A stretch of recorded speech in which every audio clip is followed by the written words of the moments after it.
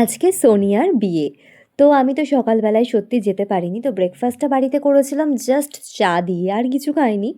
তো একদম ওর হলদি শ্যুটের পরে আমরা খেতে বসলাম। তো প্রথমেই ছিল মুসুরির ডাল আর ছিল মাছের মাথা দিয়ে একটা মিক্সড ভেজ, মানে বলতে পারো চচ্চড়ি টাইপের। আর বিয়েবাড়ির দুপুরের এই খাবারটা আমার খুবই প্রিয়। তার সাথে ছিল মাছের ঝোল, আর মাছের ঝোলটা তো খেতে ভীষণ ভালো হয়েছিল।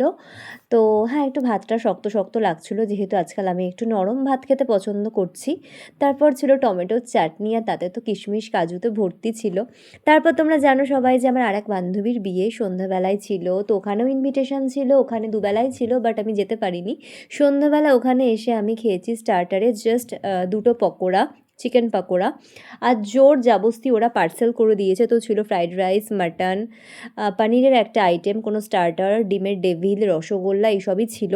তো আমি জাস্ট পনিরের যে আইটেমটা সেটাকে টেস্ট করছিলাম, তো ভেতরে দেখলাম আলুর কিছু স্টাফিং দেওয়া রয়েছে, বাকি আর বলতে পারবো না কোনটা কেমন খেতে, সবই রাখা থাকলো। আমি রাতে খেলাম ডিনারে একটুখানি ছানার তরকারি আর ভাত। That is it for today, tata.